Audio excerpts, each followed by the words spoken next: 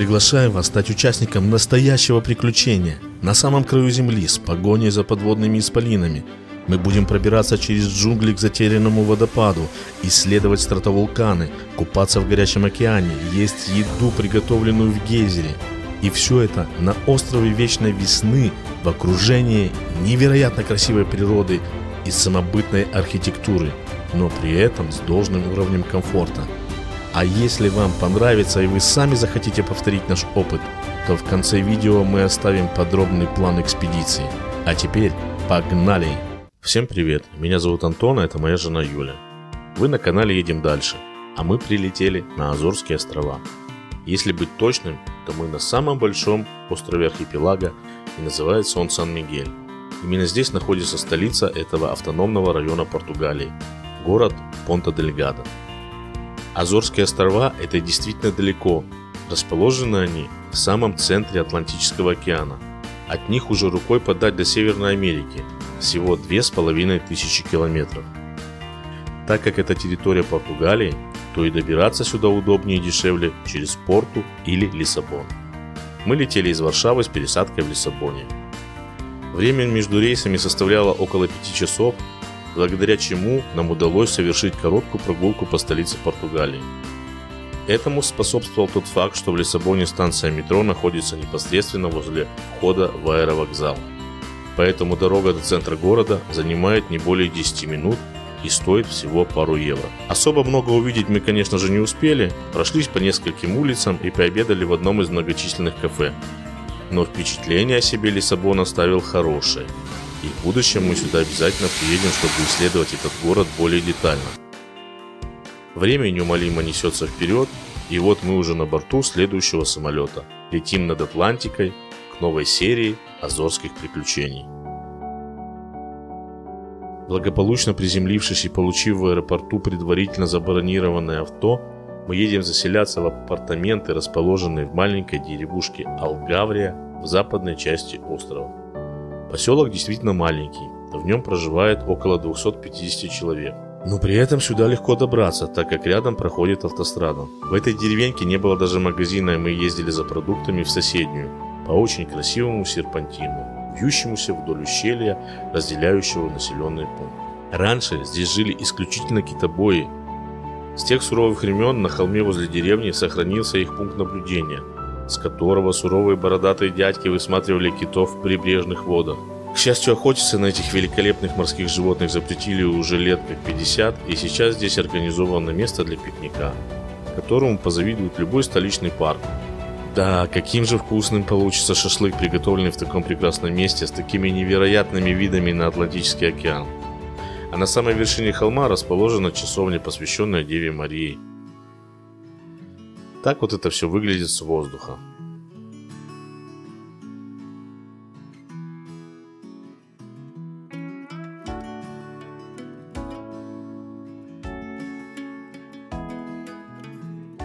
Наши апартаменты расположены в переоборудованных хозяйственных помещениях.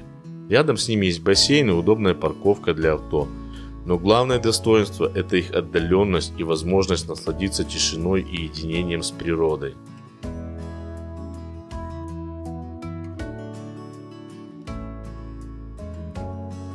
Пришло время сделать обзор наших апартаментов внутри. Здравствуйте. Значит, внутри это все дело отштукатурено, но в некоторых местах остались такие вкрапления камня. Смотрится красиво. Большое помещение, высокий потолок. Дышится здесь хорошо. Ванна, душ, туалет, все как обычно. Все есть, все работает. Здесь кухонная зона. Что у нас здесь есть? Здесь у нас есть плавки, да. Умывальник, плита, микроволновка, чайник, там бутербродница даже какая-то есть, да? Да. Холодильник работает. Кровать большая, красивая, не заправленная. Зеркало. Выключатель проходной, кстати. Кондиционер работает также на тепло. Вот здесь комод для вещей. Там тумбочки были. Здесь вешалка. И второй выход. Вот. Здесь мы выходим и попадаем сразу в зону бассейна.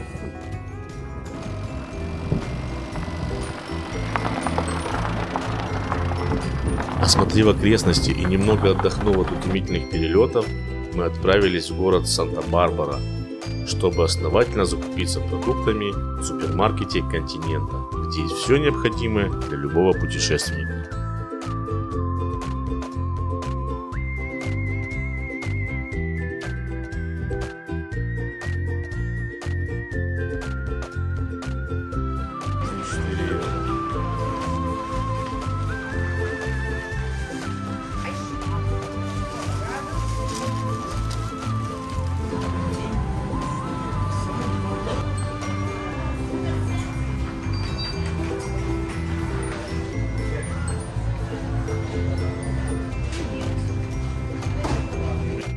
Здесь мы впервые увидели рыбу, которая выглядит как огромный питон.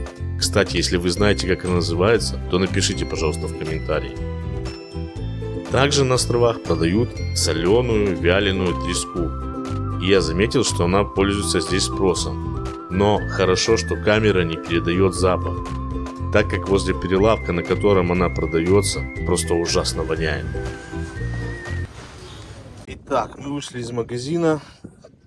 Чек у нас вышел 111 евро. Что мы купили? Упаковку воды, клубнику, ликер, вино, сок, пиво, мясо, картошки, ананас, клубника, кофе, разные сыры. То есть вот такой вот у нас вышел чек. Основательно пополнив запасы провизии, мы поехали на местный пляж. И здесь хорошо заметно, насколько изменчива погода на Азорах.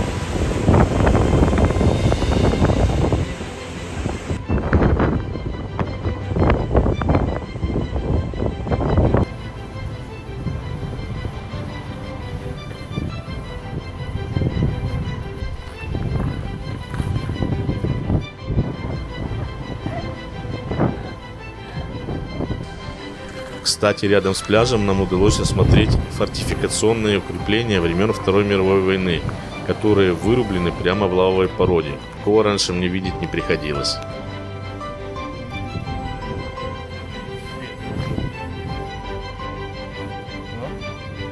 Короче, это какое-то укрепление.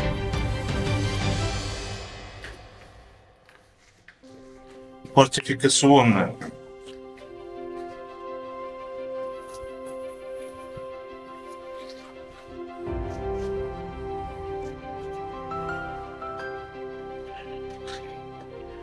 Здесь стояли какие-то орудия 100%.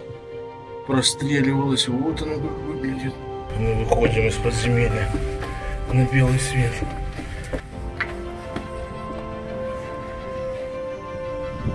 Нагуляв аппетит, мы отправились ужинать в одну из местных таверен. Вот заведение. Ресторан. Идем туда.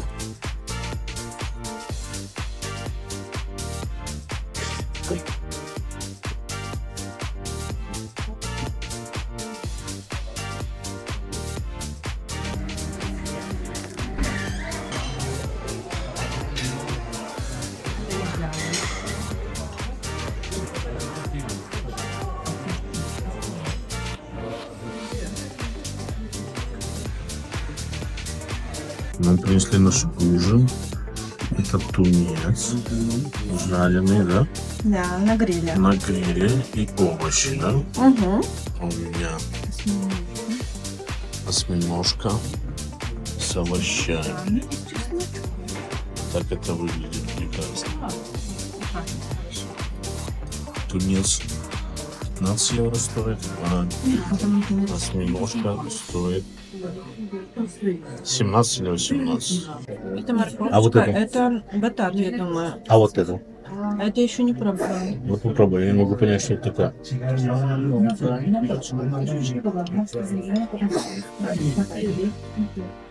Похоже на вареное сало, но... Да? Один кусочек.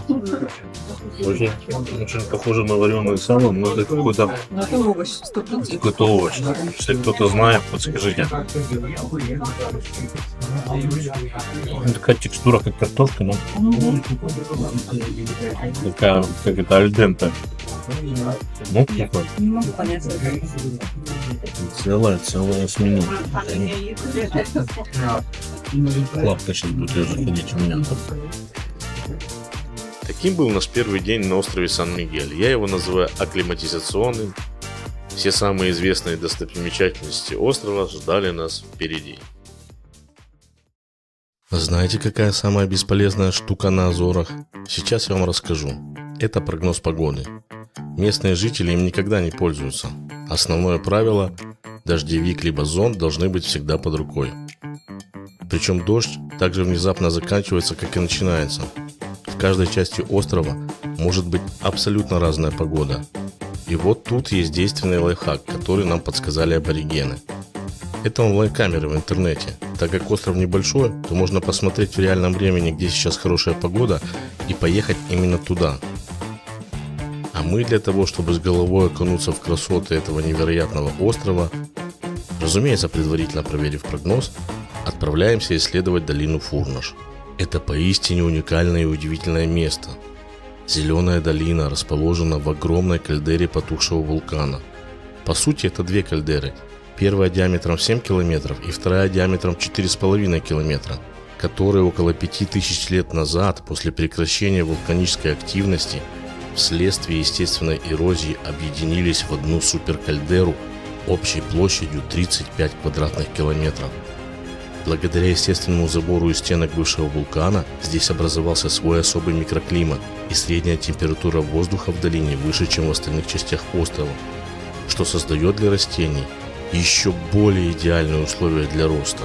Долину принято разделять на несколько условных зон. Это озеро Фурнаш, гейзерная долина Кальдейраш, город Фурнаш, парк Терра-Ностра и горячие источники с термальными бассейнами Пока-да-Донна-Бэя. О каждом из указанных пунктов можно снять полноценное видео, так как посмотреть действительно есть на что. Концентрация незабываемых видов и впечатлений на каждый квадратный метр превышает всякие допустимые показатели, и поэтому хочу сразу дать совет. Если приедете в эти места, то на знакомство с долиной отведите минимум 2 дня. Итак, номер 1 нашего списка – озеро Фурнаш. Это второе по величине озеро на острове Сан-Мигель. Оно занимает площадь 176 гектаров и находится на высоте 280 метров над уровнем моря, а его максимальная глубина достигает 44 метров. Здесь можно порыбачить, если повезет поймать щуку, судака, речного окуня, форель или даже карпа. Купаться в озере Фурнаш не рекомендуют, зато можно арендовать лодку или водный велосипед и таким образом отлично провести время на воде. Так как основной вид досуга здесь это хайкинг, то вдоль озера проложены пешеходные маршруты различных уровней сложности. Гуляя вдоль озера Фурнаш, за забором вы увидите красивую старинную церковь темно-бордового цвета, построенную в неоготическом стиле. Это часовня Богоматери Победы, обетная церковь, которую возвели в 1886 году по приказу известного архитектора Жозе ду Канту. Храм считается одним из самых богатых и оригинальных на архипелаге.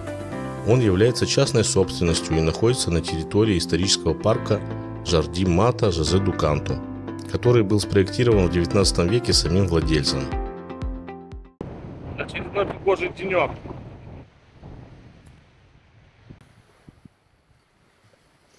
Влажная пыль с озера Фурнаш. Не пожалейте заплатить за вход 4 евро и прогуляйтесь по этому уникальному месту. Для создания парка Зажедуканту собрал растения со всего мира, что позволило создать уникальный ботанический сад, который занимает территорию более 20 гектаров и может похвастаться разнообразной коллекцией из более чем 2000 растений, большинство из которых редкие и экзотические. Извилистые дорожки и тропинки сада ведут через различные области, такие как бамбуковый лес, сад папоротников, коллекцию камелий. Здесь также есть своя небольшая пасека. Домики для пчел выглядят немного необычно. Раньше я таких не встречал. Там где-то они. Пойду схожу. Юля начала охоту на павлина.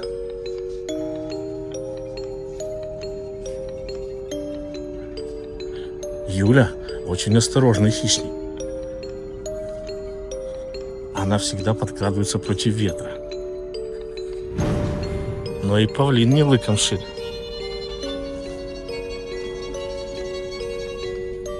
Ну что ты? Такая у него грудка красивая. Они съедобные?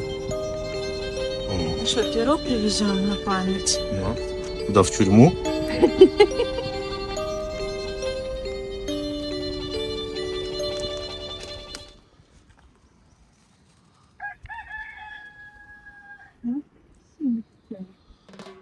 В дополнение к флоре, сад является домом для нескольких видов птиц, включая азорского снегиря, который является эндемиком Азорских островов, то есть водится только здесь и нигде больше.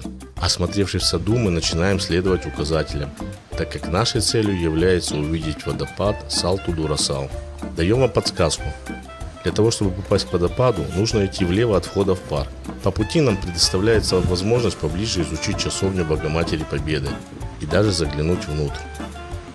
К слову, забыл упомянуть, что в часовне покоится основатель парка и его жена. Хотя церковь построена в неоготическом стиле, в ней сильно чувствуется влияние французской архитектуры, что и неудивительно, поскольку Зажедуканту питал симпатию ко всему французскому.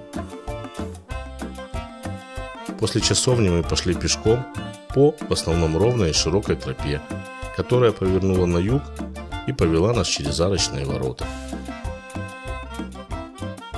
Пройдя еще около 350 метров, на нашем пути возникли заброшенные здания. Они очень атмосферные, все заросшие мхом и травой. У меня возникли ассоциации с затерянными городами в индийских джунглях, которые я видел в детстве во время просмотра мультфильма «Маугли». Дальше мы следуем через рощу японских кедров. Здесь можно наблюдать последствия урагана, который прошел несколько лет назад. Некоторые деревья сломаны пополам, как будто это тоненькие спички, а не толстые многолетние стволы. Далее нас встречает еще одна достопримечательность. Перед вами настоящая калифорнийская секвойя, возраст которой не менее 150 лет, а высота составляет около 66 метров. Прекрасная возможность запилить несколько фоточек в Инстаграм, не правда ли? После секвойи тропа начинает заметно подниматься вверх и сужается до места, где мы в конечном итоге пересекаем ручей, который с журчанием вился у нас под ногами. И вот мы уже видим водопад, но нам еще предстояло снова преодолеть небольшой ручей и перебраться через валуны, прежде чем мы наконец добрались до уединенного подножья Салту-ду-Расал. Наличие больших камней рядом с водопадом напоминает о том, что здесь постоянно существует угроза камнепадов. К слову, высота этого водопада составляет около 30 метров, и он является одним из самых высоких на острове Сан-Мигель. Виды здесь чарующие и незабываемые.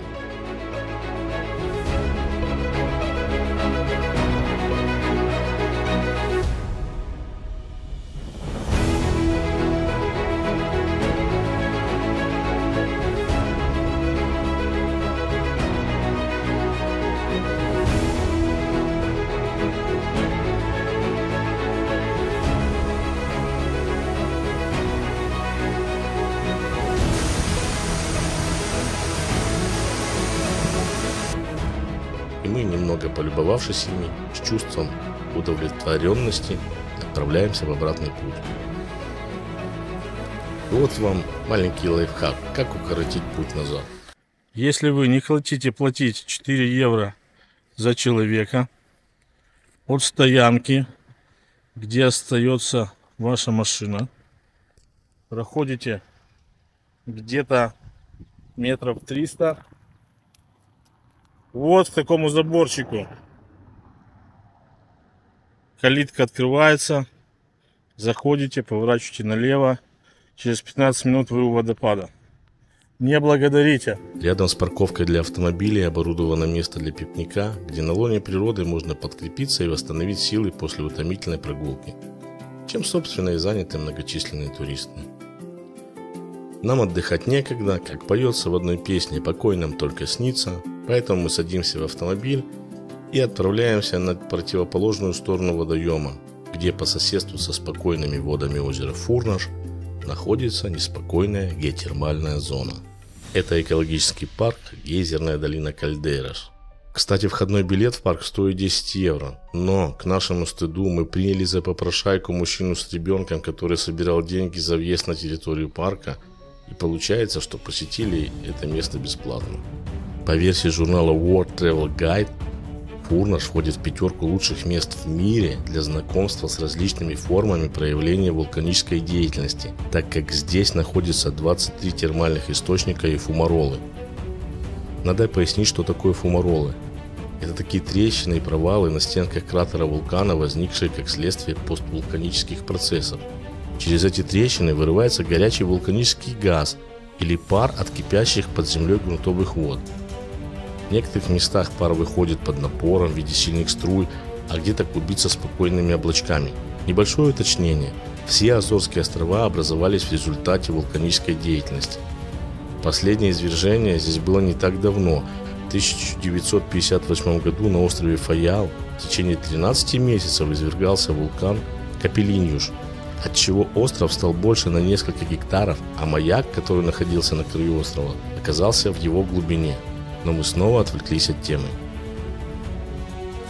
На территории Гейзерной долины из-за выходящих из-под земли газов сильный запах сероводорода, а на камнях и на земле повсюду виден желтый налет серы.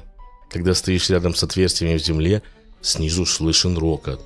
Из фумаролы трещин исходит дыхание спящих азорских вулканов, что не мешает местным уткам с важным видом по раскорячку шагать по своим важным утиным делам. Здесь мама утка со своими детками.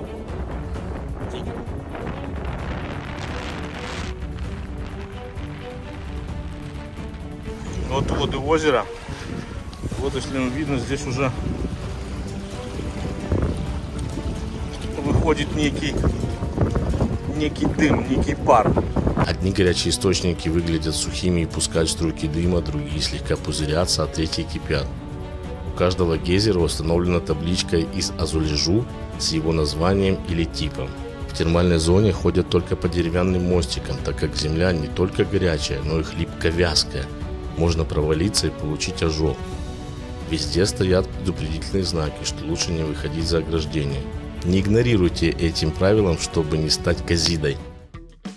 Ах да, это я уже умничаю, как опытный, искушенный путешественник перед новичками. Поясню подробно, что я имею в виду. По земле ходить опасно, а вот готовить в ней еду сам Бог велел.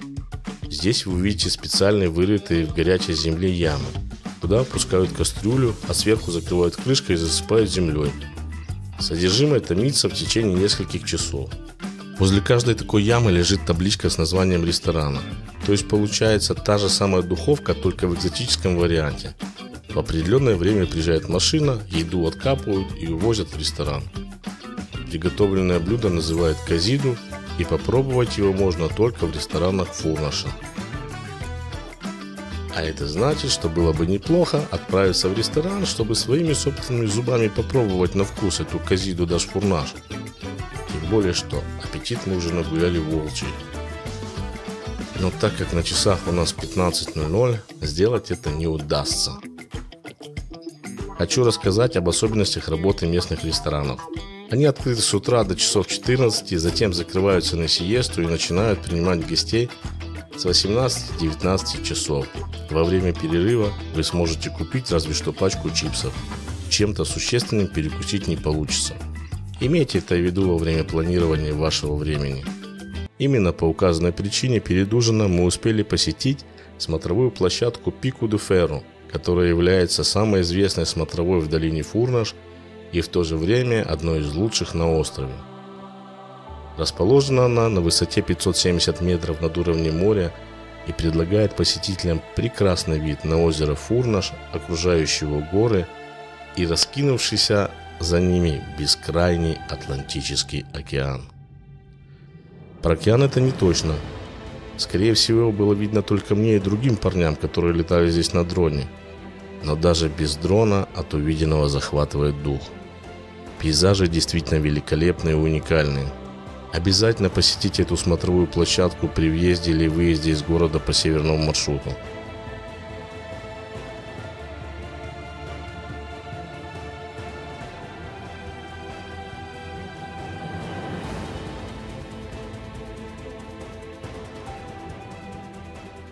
Но откладывать дальше нет сил, и мы отправляемся в ресторан Бахас Фериос, чтобы наконец-то попробовать Козида дос Фурнаш.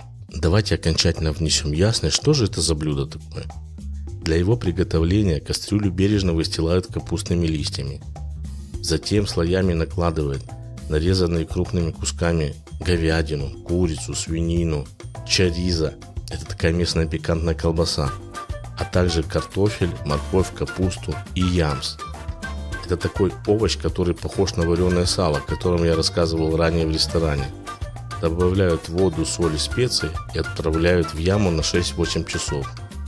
После извлечения привозят в ресторан, раскладывают по тарелкам и подают гостям. На самом деле блюдо насколько простое, настолько оно и вкусное. И здесь, видимо, действует одно правило из моего детства.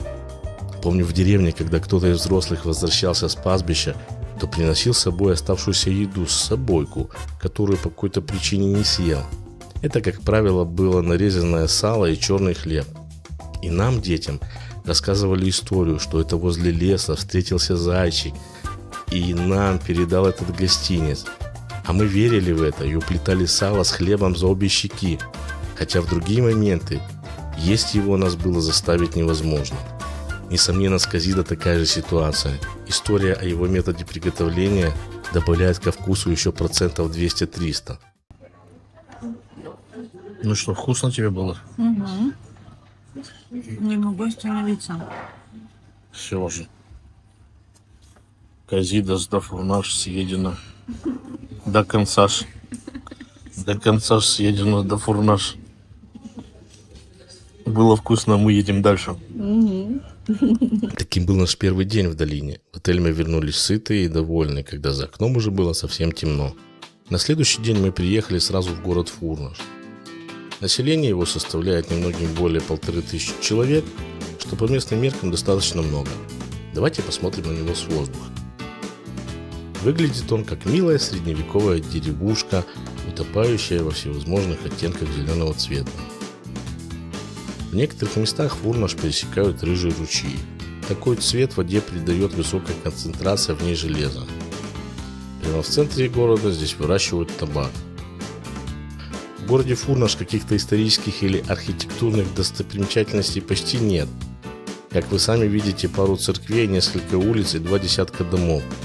Но колорит присутствует. Здесь есть красивые виллы и водные мельницы. Прогуляться по местным улицам – одно удовольствие. Прямо в городе находится геотермальный парк Кальдейрас Вулканикас.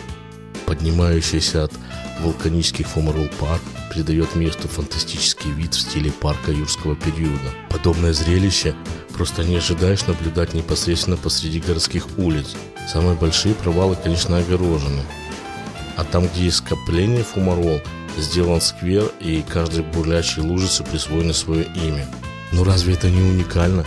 В обычных городах скверы украшают клумбами, а в Фурнаше – кипящими бассейнами.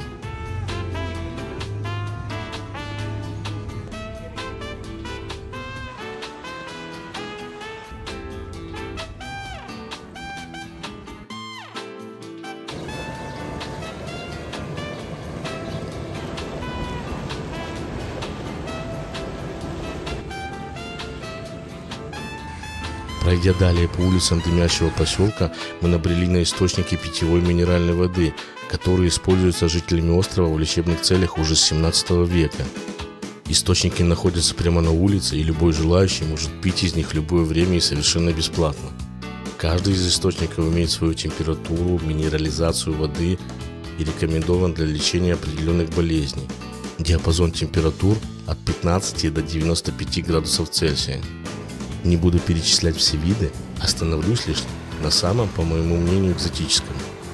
Родниковая вода Аквасанта с температурой 95 градусов с высоким щелочным pH в сочетании с медом и корицей и небольшим количеством рома превращается в превосходный сироп от простуды, ларингита и фарингита. Вот так лечат болезни на Азорах. Ром, кстати, тоже местный, так как сахарный тростник, из которого его готовят, здесь очень хорошо себя чувствует. Надо кипяточка набрать. Выходишь на улицу с ведром и набираешь.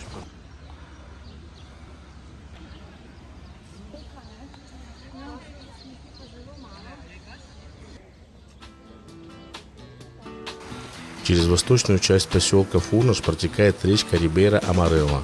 Она пусть и не широкая, но достаточно полноводная. На этой реке сохранилась старинная водяная мельница, возле которой на берегу обустроен приятный маленький парк.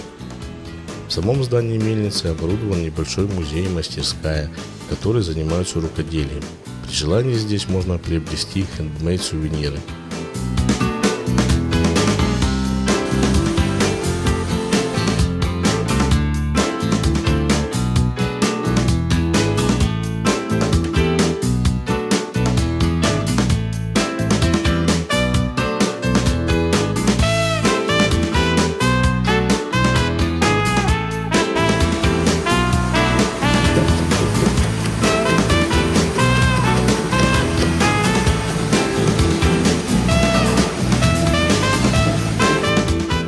Теперь нам пора отправляться к главной достопримечательности Фурнаша – парку Терра Ностра с одноименным отелем и купальнями.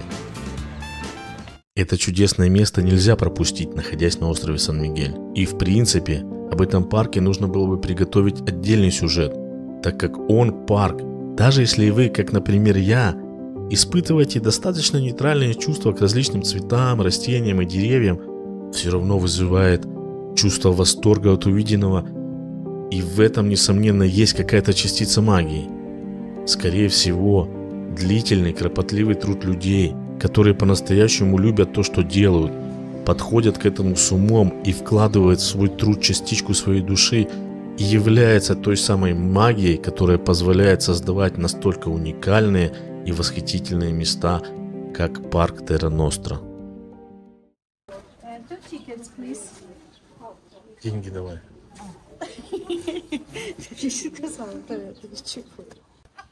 Так, это значит у нас отель Терра Ностра. Жильцам отеля вход в парк бесплатный, да, постоянно. А мы как чернь должны покупать билеты. Билеты куплены. Едем дальше. Это пиздец просто. Что это такое? Жилеты там. Что это такое, я не знаю. Это просто такой огромный.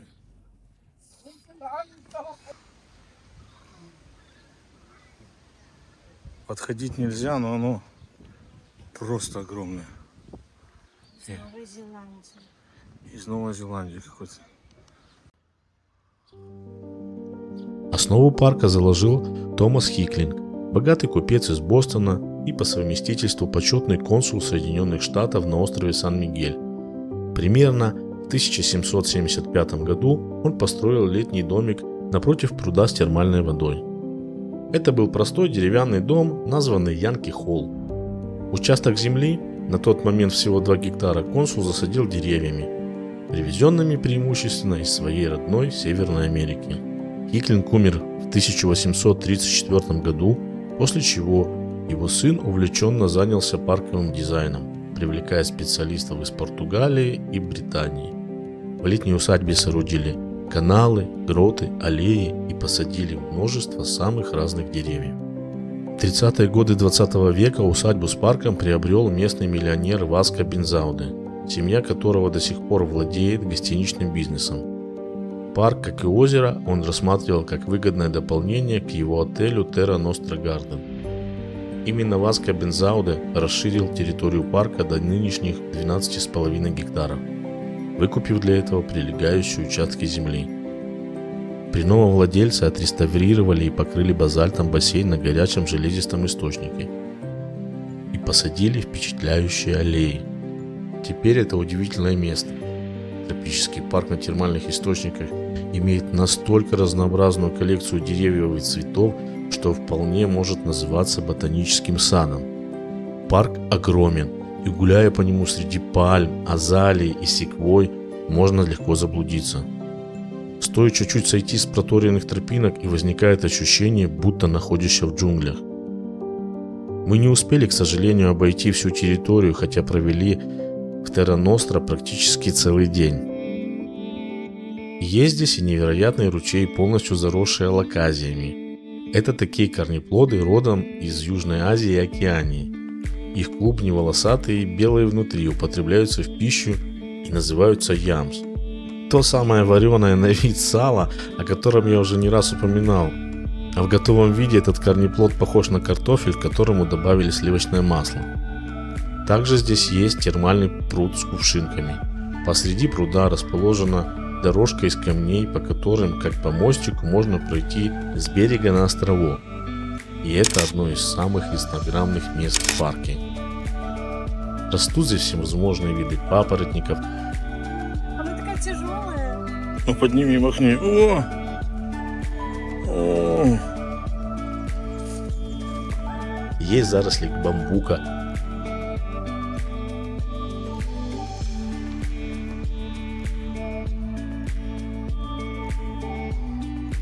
А также пальмовая аллея и аллея гинкобилоба.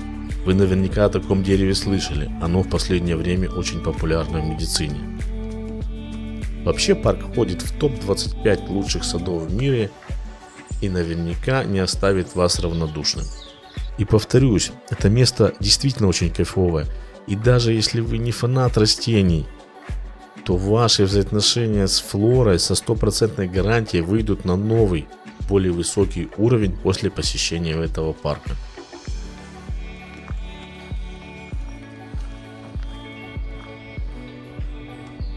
Ну-ка давай. Ты знаешь, что надо делать с усами? Гышмоц. С ушами. С усами. Обгрызенными, усы обломанные. Видишь? Угу. Он такой, видавший виды. Завершив прогулки по живописным аллеям парка, мы отправились расслабиться в термальный бассейн под открытым небом с темно-желтой водой. Глубина бассейна от 1,30 м до 1,60 м. Температура воды 36-38 градусов, а при выходе из источника достигает 40 градусов. Цвет воды в бассейне обусловлен высоким содержанием железа. Поэтому на теле и купальнике остается ржавый налет. Учтите это. Светлый купальник практически наверняка придется выбросить после посещения. Сами понимаете, сложно кому-то объяснить, что коричневые разводы на белье в области ягодиц – это следствие высокого содержания железа в термальном бассейне, а не то, что все подумали, когда вас увидели. Моя рыбка уже плещется в водичке этого термального бассейна. Вот так это все выглядит. Вода кажется грязной, но это не так, она просто имеет какой-то цвет, да? Вот, как вода. Очень тепленькая. Все. Я тоже заныриваю. Оставляем тапки, 1,50 м глубина. Ну как, тепленько тебе? Ой, очень тепленько. Я просто таю. Тут дом построен в 1700 каком-то там году. Очень давно. Умели люди жить, да? Угу. Парк вообще является частной собственностью. И строиться умели до сих пор тоже сохранился. А какой парк вы уже видели, наверное, если дошли до этого момента? Досмотрели, да? Моя лань водоплавающая плывет ко мне. О. Здесь вода холодная, горячая вода там. Да? Да. Там, где струйки эти? Ну-ка. О, О, о, теплее намного. я же говорил, плывем за мной. Вон кипяток. Да? Серьезно?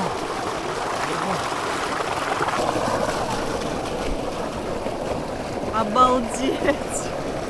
Сколько Я градусов, не знаю, интересно? ну под 50-60, наверное. Не, ну ты что, 50 это уже не всунуть руку в воду. Ну больше 40. Короче, вот так вот мы в бассейне плескаемся. Там на заднем фоне особняк. Здесь приток воды идет градусов под 50. И мы счастливые. Все вдруг решили выйти. Исход. Но что касается купания в термальных источниках, то есть в Фурнаше еще одно место, которое по этому критерию несомненно затмевает все остальное. Именно туда и мы отправляемся, благо находится оно на расстоянии 1 километра от парка Терра Ностра. Прежде чем рассказать об этом месте, хочу вас сразу предупредить, что билет продается только онлайн и на определенное время. И чтобы не поцеловать в итоге турникет и, разочаровавшись, поехать во свояси, как это получилось у нас в первый наш приезд, вам стоит все продумать, забронировать и оплатить заранее. А приехали мы в Пока да Донна Бэя. Это горячие источники с 5 небольшими термальными бассейнами на открытом воздухе. Вода здесь более прозрачная, чем в бассейнах парка Терра Ностра. Ее температура держится в пределах 38-40 градусов. Стоимость билета 8 евро, сеанс длится 1,5 часа. Открытый бассейн с 8 утра до 11 вечера. Если не хотите оказаться в толпе туристов и иметь проблемы с парковкой авто, то бронируйте утренние часы.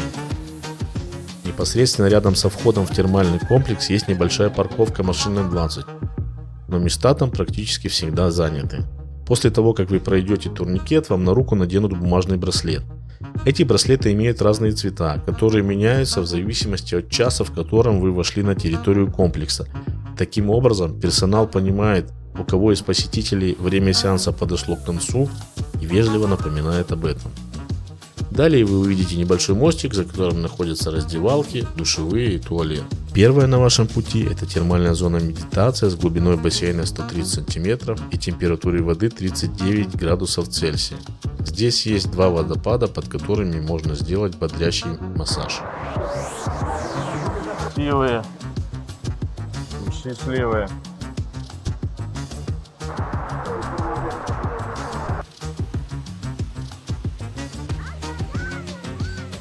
Помедитировав, движемся дальше, пересекаем ручей через второй мост, и здесь расположено 2 зоны. Справа – термы общения. Это просторный бассейн с различной глубиной от 30 до 60 сантиметров, в котором имеется погруженная в воду скамья, позволяющая спокойно сидеть и общаться при температуре 39 градусов. С этого места, кстати, открывается панорамный вид на весь комплекс. Слева же находится вторая термальная зона, где занавес геотермально нагретой, спадающей с уступа воды образует закрытую полость, что обеспечивает вам ощущение нахождения в сауне на открытом воздухе. Также здесь вы можете наслаждаться легким массажем от водных струй, высунувшись из-под занавеса. Глубина данного бассейна 90 см, температура воды неизменная 39 градусов.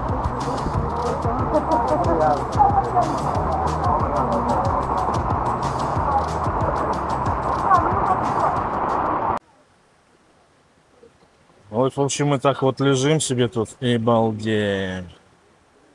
Сзади-то можно устроиться под водопадом, сделать себе небольшой массаж.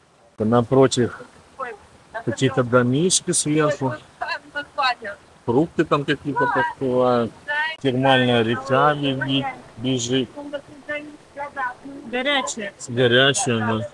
Двигаемся дальше, где нас ждет термальная зона, которую называют умиротворенность. В этом бассейне с 2 каскадными водопадами можно насладиться термальным массажем сидя. О. О. Обалдеть. О.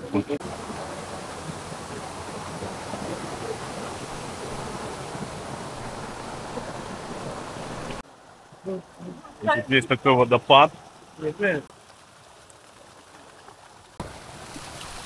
Вау.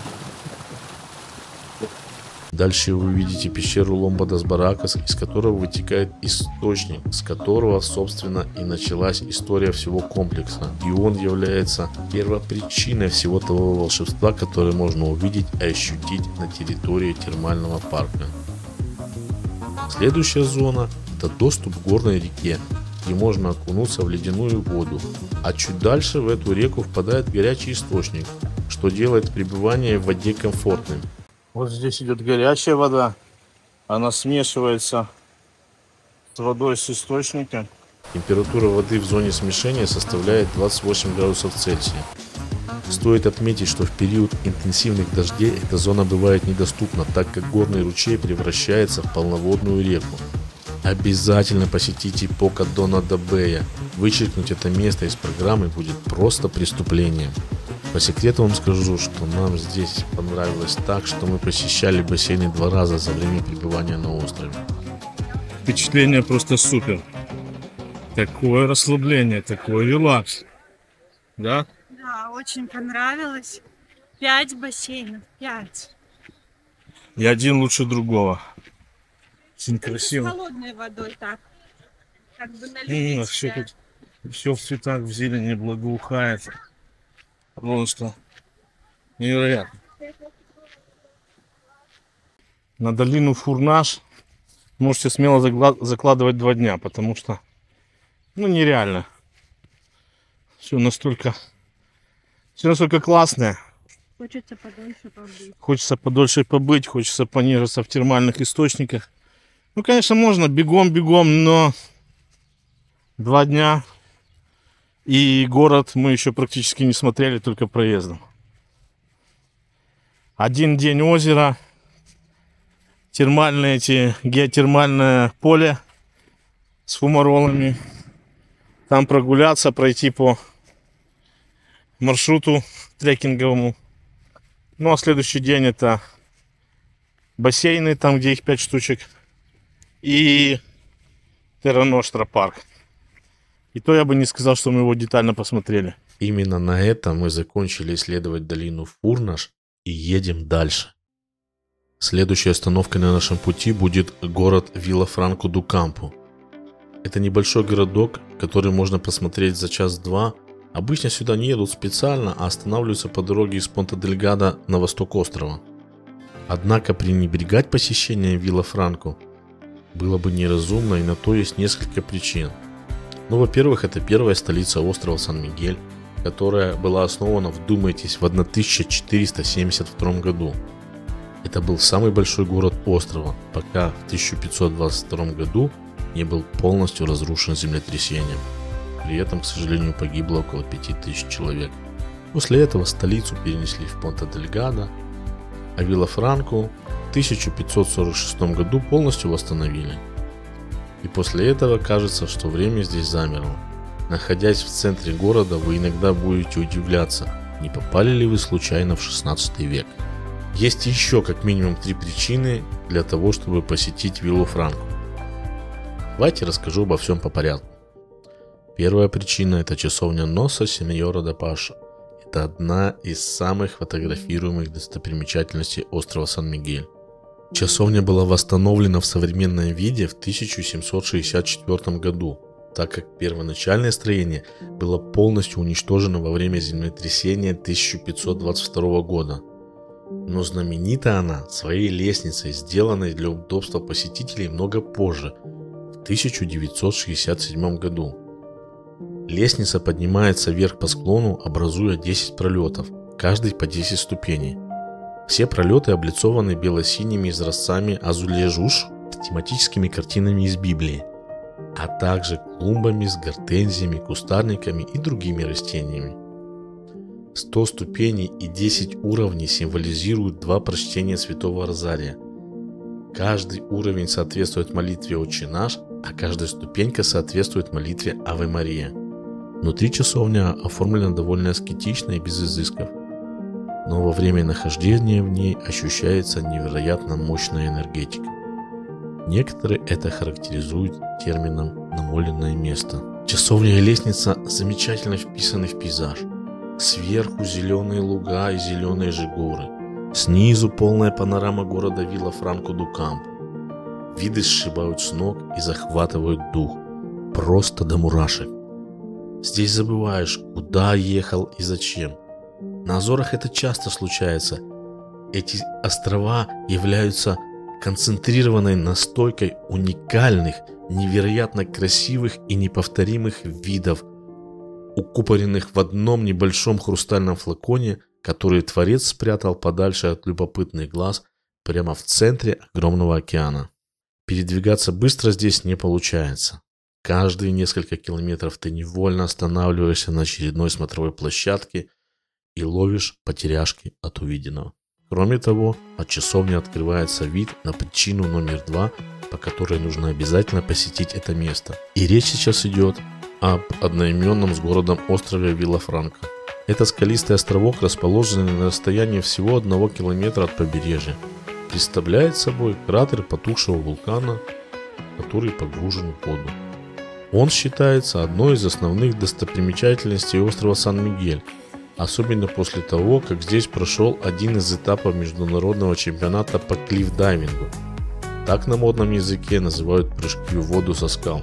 Стены кратера на этом острове, который классифицируется как природный заповедник, покрыты первозданной растительностью, а в его внутренней части находится природный бассейн почти идеальной круглой формы, который соединяется с морем узким проходом. Это отверстие называют проломом Бакет. Оно обращено на север, то есть в направлении побережья острова Сан-Мигель, что препятствует проникновению бурного моря на остров. Его кристально чистые воды и небольшой, но восхитительный пляж отличаются идеальными условиями для плавания и дайвинга. Южнее этого островка возвышаются 2 вулканические скалы, которые интересным образом подверглись морской ветровой эрозии. Они служат убежищем для многих морских птиц, прилетающих на островок. С июля по сентябрь на остров регулярно курсирует катер. После небольшой приятной прогулки по чистым водам Атлантического океана можно высадиться на этот маленький остров. Но так как наша поездка была в мае, нам это сделать не удалось. Причина в следующем. До 1983 года остров оставался частной собственностью, и одна местная семья даже выращивала здесь виноград. Но затем правительство выкупило остров, и теперь он является заповедником. А запрет на посещение весной связан с тем, что многие виды птиц в это время выводят здесь своих птенцов. Остров Виллафранко – это одно из тех мест, где можно получить представление о том, насколько хорошим архитектором все же является матушка природа. Вот мы и добрались до причины номер 3, которая хоть и под последним номером, но от этого она не становится менее важной, а попала она на почетное 3-е место только исключительно для последовательности нашего повествования. Ведь именно эта причина была главным триггером, который нас подвиг прилететь на Азоры. Причина эта еще по совместительству является и мечтой. А дело все в том, что из гавани города Виллафранко-ду-Кампо каждый день отправляются корабли, катера и лодки для поиска и наблюдения за китами. А увидеть вживую кита – это один из пунктов на нашей карте мечты. Прошлый наш визит на острова, тогда мы были на острове Тейсера, выход в море для наблюдения за китами пришлось отменить из-за внезапно испортившейся погоды. Поэтому в этот раз на Сан-Мигеле мы в своем плане зарезервировали несколько дней, чтобы осуществить мечту увидеть настоящего живого кита. Кстати, о наших приключениях на острове Тейсера можете посмотреть видео на канале, ссылку на него оставлю в описании. Сезон наблюдения за китами и дельфинами на Азорских островах длится с апреля по октябрь, но пик активности приходится на май и июнь. В это время многие виды мигрируют через Атлантику, делая Азоры идеальным местом для их наблюдения. На Азорских островах обитает более 27 видов китов и дельфинов, и во время сезона можно встретить как постоянных обитателей, так и мигрирующие виды. Кашалоты и дельфины являются постоянными резидентами островов, а вот синие и горбатые киты проплывают мимо Азор во время своей миграции. Здесь они останавливаются примерно на месяц, чтобы восстановить силы во время длительного перехода с северных широт в южные. Небольшой инструктаж, И вот мы уже в лодке со звездным названием «Зодиак» мчим по водной глади в поисках морских исполинов. Как было указано в брошюре, у нас есть 75% вероятности увидеть кита, 90% вероятности увидеть дельфинов и 100% вероятности получить незабываемые впечатления. И скоро вы узнаете, насколько этот прогноз сбылся. Капитан уверенно ведет лодку по морской глади. Мы ощущаем приятное напряжение и предельно внимательны. На лодке с нами есть девушка-гид, которая является биологом. Ее задача распознать различные виды китов и рассказать об их особенностях и образе жизни. Так как каждый вид имеет свои особенности поведения и предпочтения в еде. Это делает наблюдение за ними еще более увлекательным. Как же устроен процесс наблюдения за китами? Это достаточно сложное мероприятие, в которое вовлечено большое количество людей. И очень большую роль тут играет опыт. Весь процесс начинается с того, что в дело вступает команда Lookout. Это люди, которые занимают места на прибрежных горах по периметру острова. Они вооружены мощной оптикой, позволяющей при хорошей видимости просматривать поверхность океана до 40 километров от берега. Их задача быть нашими глазами, находить китов и направлять лодку. И вот поступила первая вводная. Переданы координаты точки, где замечена активность. Лодка разворачивается, и спустя 10 минут гонки мы на месте.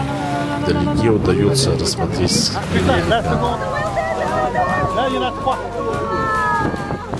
девушка-биолог, которая сопровождает нашу группу, сообщает, что мы повстречали синего кита. Это большая удача, так как это мигрирующая особь, и это самый большой кит на планете. У нас совсем нет времени, так как кит движется достаточно быстро и в любую секунду может уйти под воду. А там он может находиться более 40 минут и всплыть уже совершенно в другом месте. Что собственно и происходит спустя 5 минут. Но долго сожалеть о короткой встрече с мечтой не приходится. С берега поступила новая наводка, что недалеко от нас замечена мама-кашелот со своим малышом-теленком. На всех парах наша звездная лодка мчит к указанному месту. И мы снова видим китов. Это что-то невероятное. Просто посмотрите, как это красиво.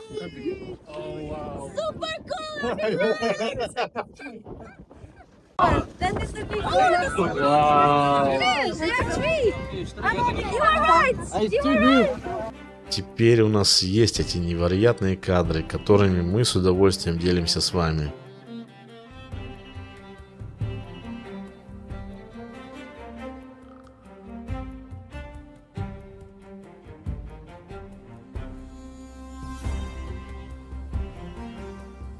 И, конечно же, финальный аккорд. Хвост кита поднятый вверх перед погружением в толщу океана.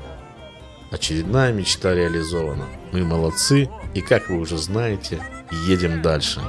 Это была поистине замечательная морская экспедиция.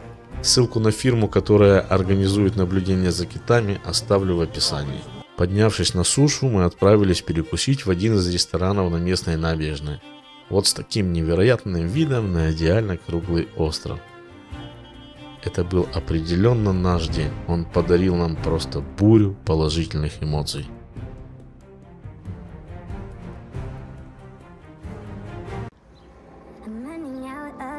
Друзья, отдельный вид искусства на Азорских островах – это смотровые площадки. Можно вообще не иметь никакого плана по осмотру достопримечательностей. Садитесь в автомобиль, и когда увидите характерный знак, надпись «Мирадор» и изображение бинокля на коричневом фоне, остановитесь там, и будет вам счастье. Каждое из мест, которое обозначено этим знаком, по-своему уникально и неповторимо. Время там замирает. Заехал на 5 минут и пробыл 2 часа. Будьте уверены, быстро передвигаться по острову не получится. Да и разве это возможно, когда перед вашими глазами такие виды? Но даже среди такой невероятной красоты встречаются уникальные места. Теперь мы отправляемся в западную часть острова, и нашей целью является смотровая площадка Виста Дурей, расположенная на высоте 544 метра над уровнем моря. Виста Дурей – это, пожалуй, одно из самых известных мест на Азорских островах. Вы можете увидеть его на многих открытках, продаваемых в сувенирных ларьках, и на большинстве изображений, если введете запрос «Азорские острова» в поисковой системе. Название Виста ду Рей в буквальном переводе означает «вид короля». Это связано с тем, что король Португалии Дон Карлос I с королевой Амелией посетили это место летом 1901 года. Кроме того, пейзаж, открывающийся с этой смотровой площадки, был в 2011 году признан одним из 7 природных чудес Португалии. Что же такого необычного можно увидеть с этого места? Вот ответ. На самом деле вы находитесь на краю огромной кальдеры спящего вулкана, переставшего извергаться 36 тысяч лет назад. Этот древний стратовулкан дал начало водоему, общая площадь которого составляет более 5 квадратных километров, а максимальная глубина достигает 33 метров, что делает его самым большим пресноводным водоемом острова. Голубое Лаго Азул и зеленое Лаго Верде, озера на дне кратера древнего вулкана, на самом деле являются одним озером. Несмотря на то, что они кажутся отдельными водоемами, они соединены узким проливом, а их воды постоянно смешиваются. В солнечный день вы действительно можете увидеть разницу в цвете между ними. Есть объяснение этому контрасту. В основном разница в цвете обусловлена изменчивостью глубины. Зеленое озеро мельче, а голубое озеро глубже. Поэтому отражение солнца заставляет их выглядеть по-другому. Кроме того, наличие водорослей делает зеленое озеро еще более зеленым.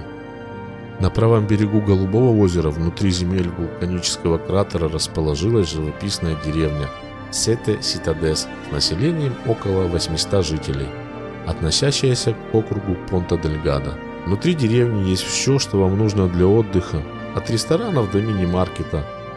Но есть в этой сказочной долине и свой монстр. Этот огромный рукотворный гоблин находится сразу у вас за спиной.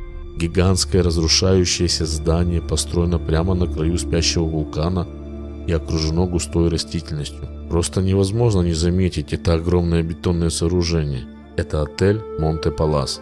Со стороны невозможно сразу точно разглядеть, что это такое, или даже представить, насколько он огромен. Нет никаких информационных таблиц, которые рассказывают историю этого сооружения. Он кажется недостроенным, но всего 30 лет назад это был самый роскошный отель на всех Азорских островах. Сегодня же он стоит заброшенным и разрушенным, в нем нет ничего, кроме осыпающегося бетона. Давайте же познакомимся с историей отеля Монте Палас. Построенный на склоне холма с шикарным видом на Атлантический океан и разноцветные озера, отель имел отличный шанс привлечь множество посетителей и добиться успеха. По печальному стечению обстоятельств, Монте Палас был признан лучшим отелем Португалии на той же неделе, когда он навсегда закрыл свои двери. То, что когда-то было одним из самых роскошных зданий острова, теперь находится в ужасном состоянии, которое невозможно представить, если не увидеть это самому.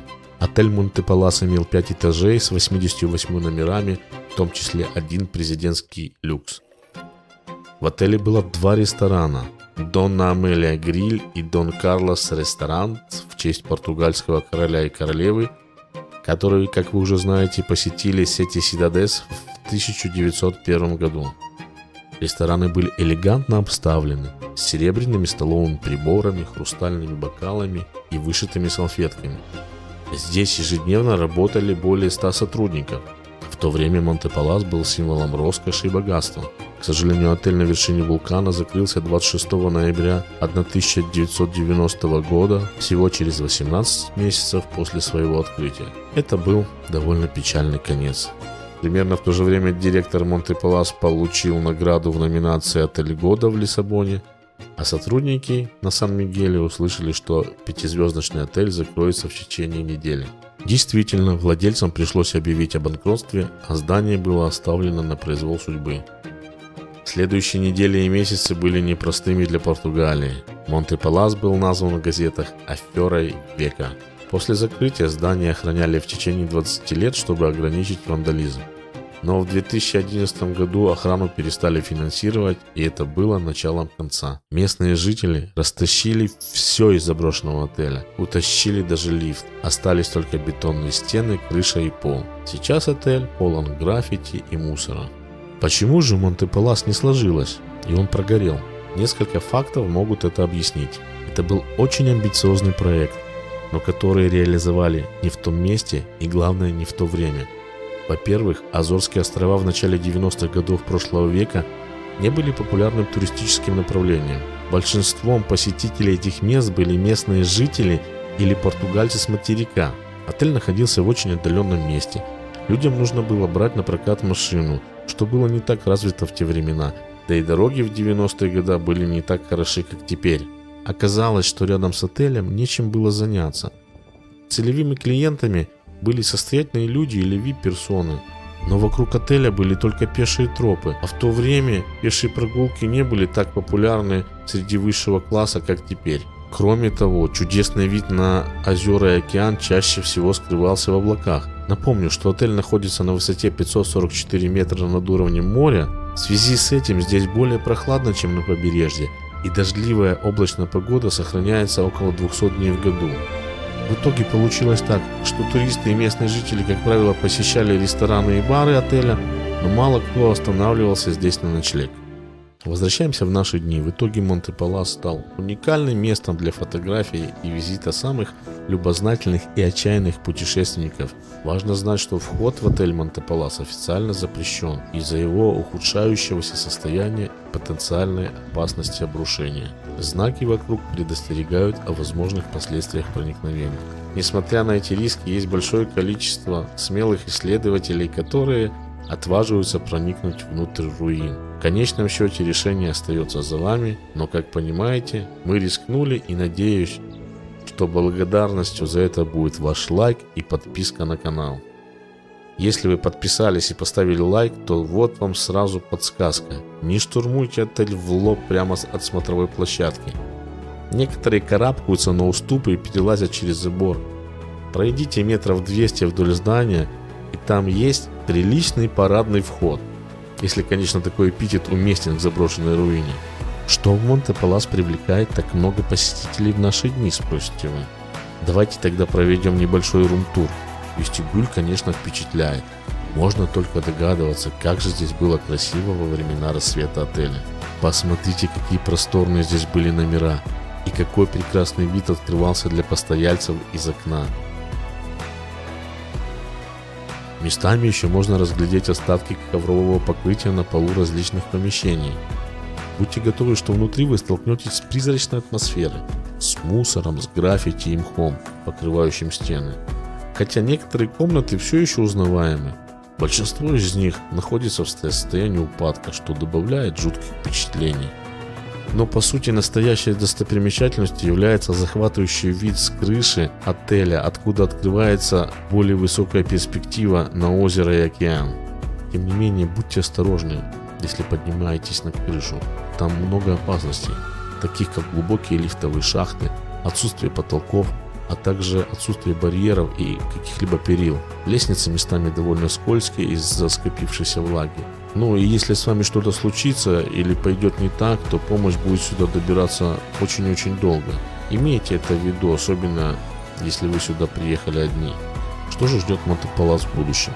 В 2017 году его купила группа китайских инвесторов. Он должен был вновь открыть свои двери в 2021 году, спустя 30 лет после закрытия. Однако по состоянию на 2025 год ничего не произошло, и реконструкция еще даже не началась. Откровенно признаться, есть в этом на первый взгляд отвратительном месте что-то притягательное.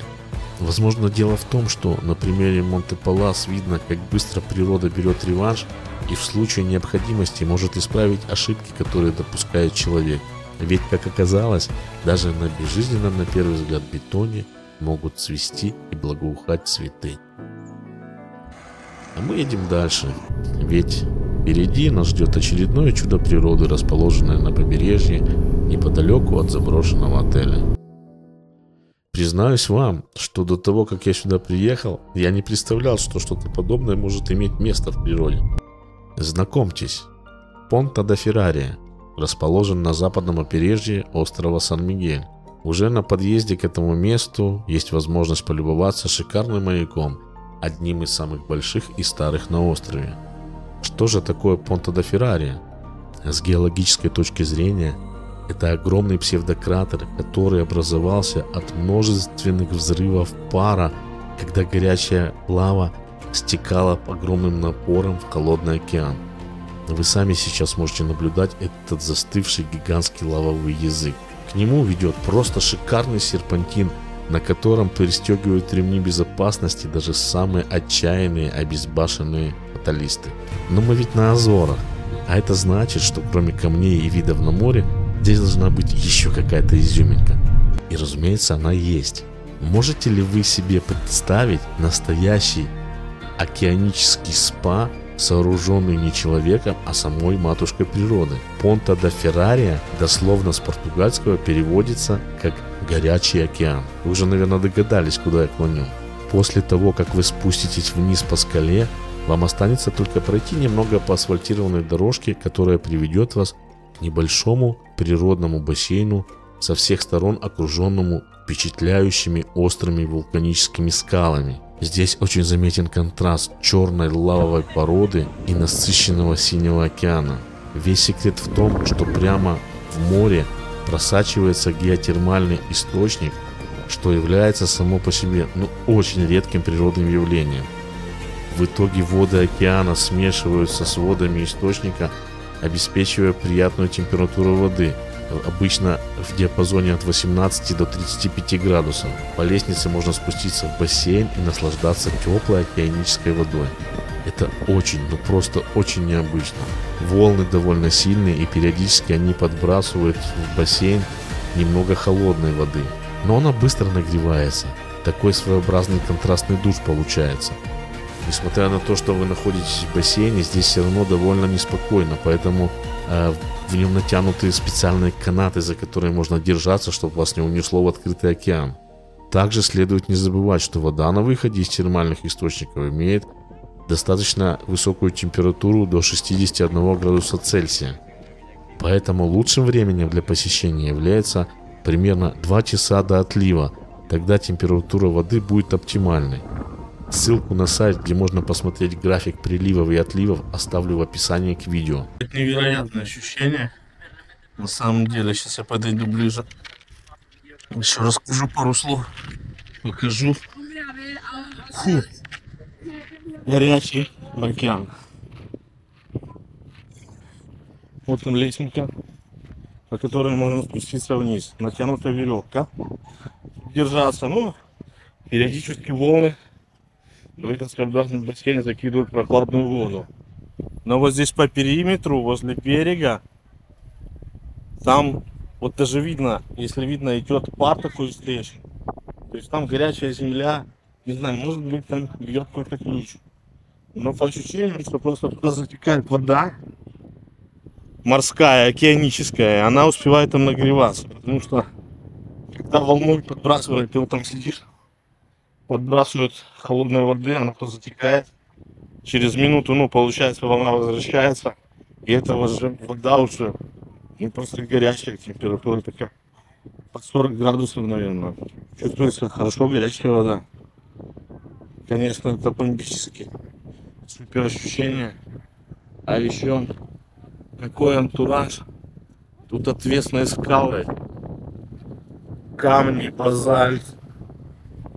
И это вообще само по себе лавовый язык, который сползал. И он очень-очень свежий. Да. Океаническая активность свежая, это может там быть лет миллионов 2 лет. Годовой лет. Вот так это все выглядит. Если же вы ищете более спокойного и комфортного отдыха, то Термас да Феррария ваш выбор. Это термальный комплекс, расположенный неподалеку, который включает в себя бассейны и ресторан. Здесь вы можете побаловать себя и попробовать одну из индивидуальных или групповых процедур, например, массаж или программу спа на целый день. Понта да Феррария – это поистине невероятно красивое и уникальное место.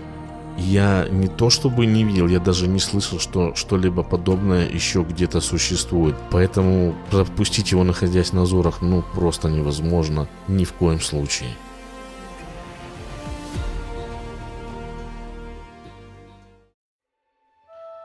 Знаете ли вы, что с начала 19 века на Азорских островах организовано производство чая? Именно тогда из Китая и Бразилии на остров привезли первые чайные кусты.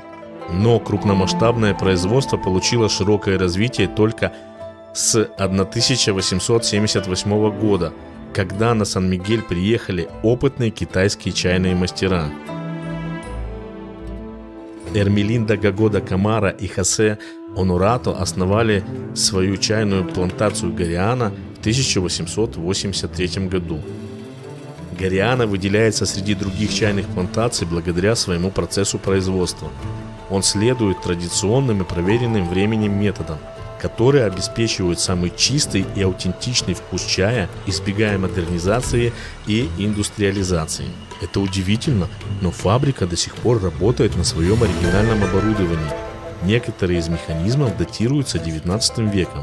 Во время посещения вы можете стать свидетелем различных этапов производства чая, таких как ручной сбор листьев, процесс сепарации, сушки и упаковки. Чайная плантация Гореана – это больше, чем туристическая достопримечательность. Плантация представляет собой редкое историческое наследие в европейском сельском хозяйстве. В отличие от других регионов, где чай выращивается в контролируемых условиях, эта плантация производит чай без пестицидов и гербицидов, что возможно благодаря уникальной вулканической почве острова и особому климату. Плантация – это не просто кусочек истории. Одновременно это символ стойкости. Этот семейный бизнес пережил мировые войны, экономические кризисы и даже упадок европейской чайной культуры, вызванный массовым производством и неконтролируемым импортом. А буквально в 2 километрах от плантации Гореана расположена еще одна чайная фабрика – Порту Формозо. Она работала с 1920-х по 1980-е годы, затем была закрыта. Но в 2001 году нынешние владельцы вновь открыли фабрику, которая, по их мнению, представляет интерес для промышленного наследия региона. Здесь также производится экологически чистый продукт без использования каких-либо химикатов. После просмотра небольшого ознакомительного ролика вам предложат совершить бесплатное дегустирование местных видов чая. Помните, что остров Сан-Мигель – это единственное место в Европе, где есть чайные плантации. И чтобы увидеть такие уникальные виды где-то еще, вам придется лететь в Юго-Восточную Азию. И таки да, здесь умеют продавать свой продукт. После посещения этих 2 фабрик мы привезли с собой чая примерно на 50 евро. И вот уже скоро год, как пьем только экологичный азорский чай. Неподалеку от чайных плантаций в поселке под названием Майя расположен музей табака. Входной билет в него стоит 3,5 евро. В ходе визита вы можете познакомиться со всеми этапами производства табака, от посадки до получения готового продукта. Музей расположен в помещении старой табачной фабрики. Здесь сохранились все механизмы, которые используются в табачном производстве. Мы против курения и вам настоятельно рекомендуем не употреблять табачные изделия, но экскурсия была очень познавательной. Кроме того, на острове не так много музеев, а здесь можно с пользой скоротать время в случае дождливой погоды. Как вы уже поняли, мягкий климат Азорских островов хорошо подходит для сельского хозяйства. На архипелаге сначала выращивали пшеницу, а затем важным продуктом Азоров стали апельсины, которые выращивались с 16 века и поставлялись в Европу и Америку. К 19 веку апельсины стали одним из главных продуктов азорского экспорта. Но все изменилось, когда завезенный из Южной Америки вредитель погубил большинство апельсиновых деревьев на Азорах. Похожий удар по азорскому виноделию примерно в то же время нанесла виноградная филоксера. Но в последнее время виноделие на Азорах восстанавливается. А вот апельсиновым рощам пришел конец.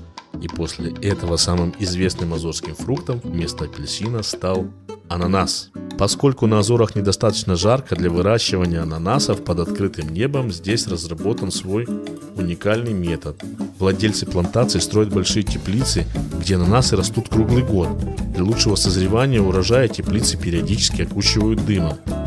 Мы приехали на одну из старейших плантаций ананасов на острове Сан-Мигель. Прадед нынешнего владельца основал это хозяйство в 1894 году недалеко от столицы острова Понта-Дельгадо. Но теперь, когда город разросся, плантация оказалась в городской черте. Почти столетие владельцы фирмы посвятили исследованиям в поисках наиболее быстрого способа выращивания ананасов. В природе этим фруктам потребуется 2,5 года, чтобы вызреть из цветка. Но на сегодняшний день данный процесс сокращен до 1,5 лет. Способ ускорения экологически чистый и вполне действенный.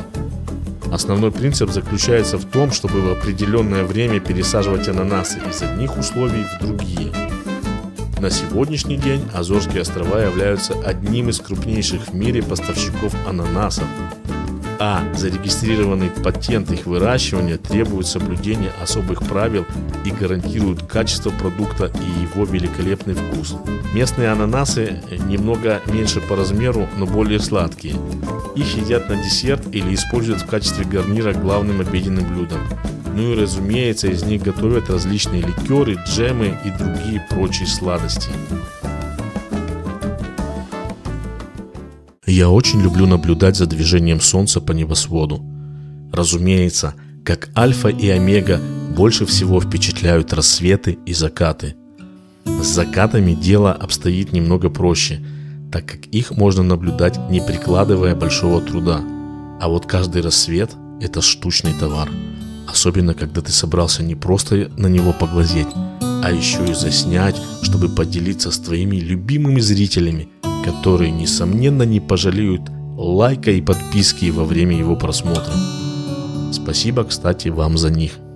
Так вот, все свои рассветы я помню как сегодня, так как для этого нужно не полениться и встать затемно, выбрать правильную точку и добраться до нее. Кроме того, пригодится определенная доля везения, так как облака, туманы и прочие природные неожиданности могут внести свои коррективы. Вот на Мадейре нам примерно не повезло, и солнце мы так и не увидели, но эта история ждет вас впереди. На Сан-Мигеле же я сделал 99% работы за вас, вам осталось только посмотреть рассвет. А встречать его мы приехали в северо-восточный регион острова Нордесте. Выбранная мной смотровая площадка находится на высоте 430 метров над уровнем моря и является первым местом на суше, где можно увидеть корабли, приближающиеся к Азорскому побережью с востока. А самым первым встречает их Фарол ду Арнел, который находится в строю с ноября 1876 года. Этот маяк был первым, который был построен на Азорах.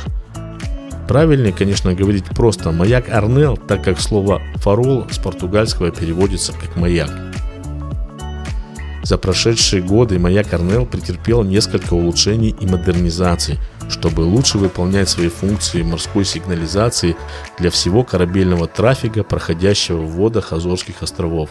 В дополнение к основным функциям маяк предлагает посетителям постоянную экспозицию, посвященную всем маякам Азорских островов. Сам маяк имеет высоту 15 метров, а расположен на высоте 66 метров над уровнем моря. В темное время суток маяк излучает одиночные белые вспышки с интервалом в 5 секунд, которые видны на расстоянии более 25 морских миль. К маяку ведет крутой серпантин с уклоном 35%. Спускаться на авто опасно, подниматься пешком тяжело. Решение за вами. Я выбрал третий вариант и полетел на дроне. Внизу оборудована пристань, и местные рыбаки отсюда выходят в море за своим ежедневным уловом. А за мгновениями рассвета давайте понаблюдаем без слов.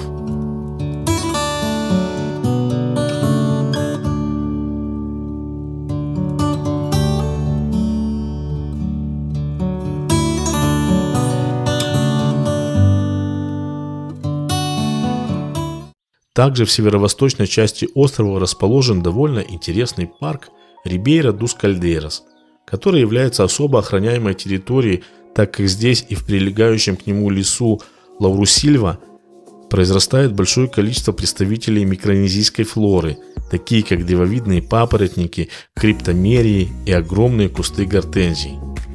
Но едут сюда в основном, чтобы увидеть водопады, которых в Рибейра дус Кальдейрас несколько. Когда вы будете на парковке рядом с парком, то с противоположной стороны дороги увидите самый большой и известный водопад, который имеет очень романтическое название «Фата невесты». Это, собственно, главная достопримечательность парка. Водопад действительно красив и выглядит просто шикарно.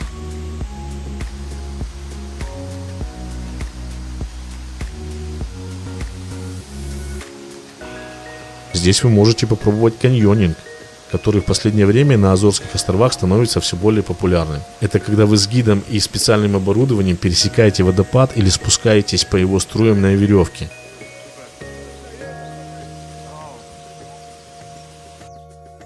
С противоположной стороны дороги расположен сам парк, вход в который совершенно бесплатный. На территории есть кафе, в котором продается местное хендмейд мороженое, сувенирная лавка, центр ремесел и место для пикника, где можно при желании даже приготовить гриль. Спускаясь вниз по тропинке, по пути вас ждут еще несколько водопадов. Они различные по размеру и интенсивности, и все по-своему красивы.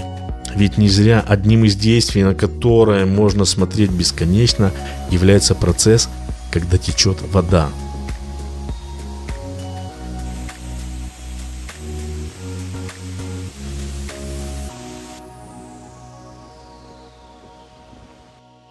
На территории парка находится 5 старых водяных мельниц. Они были построены еще в 16 веке и на протяжении веков производили муку для множества азорских семей. В 4 из мельниц сейчас оборудованы различные экспозиции, а 5-я вполне себе работоспособна, и при необходимости в ней можно произвести помол зерна. В общем и целом этот парк очень интересное и разнообразное место, однозначно рекомендованное для посещения.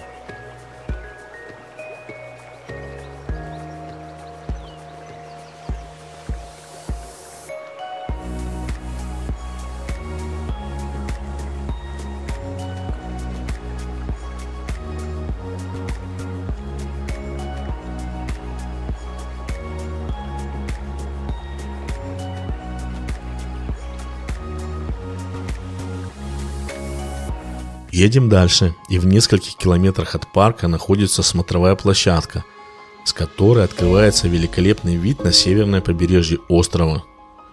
Кроме того, здесь вы можете увидеть водопад Салта да Фаринха. Но для того, чтобы подойти к его основанию, нужно еще метров 500 спускаться вниз по довольно крутому серпантину. Мой вам совет: если приедете сюда на маломощном авто с автоматической коробкой передач, то лучше прогуляйтесь пешком, так как назад забраться будет весьма и весьма проблематично. От нижней парковки до основания водопада нужно будет пройти пешком еще около 500 метров. Высота водопада составляет около 40 метров, и состоит он из 2 каскадов. Внизу образовалось небольшое озеро, в котором все желающие могут освежиться после утомительных прогулок по вечнозеленому замечательному острову.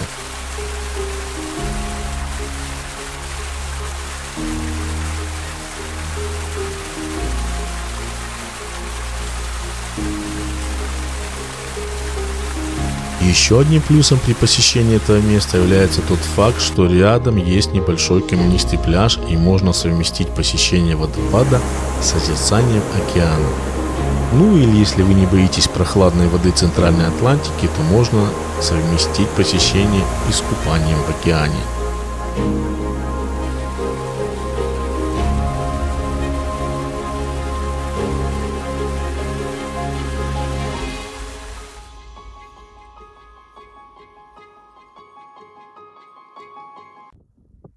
Друзья, мы приехали сегодня к озеру, которое называется Фого.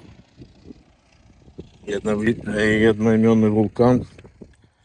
Ну и сегодня мы в облаках летаем. Сейчас покажем вам красоту. Среди отзывов туристов, которые путешествовали по Азорам, есть много споров, какое озеро красивее – Сети Сидадеш или Лагу ду Фогу. Я не буду вступать в эти споры и попрошу вас, мои дорогие зрители, после просмотра этого ролика написать, какое из озер именно вам понравилось больше. А мы идем на одну из высочайших точек острова Сан-Мигель, как Пико де Брозу.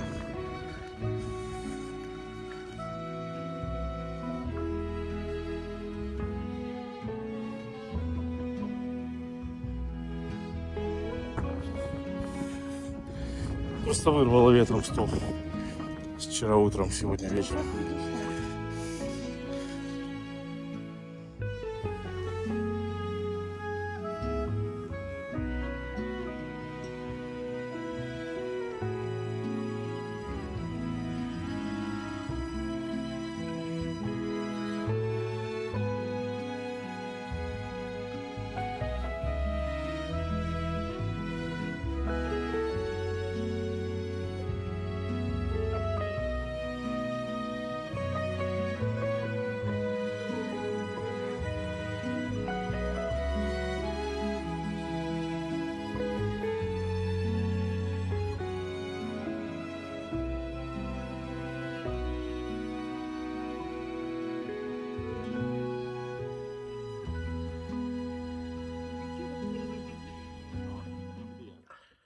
находимся в таком прекрасном месте. И что хочется сказать. Не тратьте время зря. Поднимайте свои филейные части с дивана и путешествуйте. Потому что когда вы посещаете новые места, вы расширяете свой кругозор. И жизнь становится прекрасной. А мы едем дальше. Озеро Фогу еще называется Огненным озером.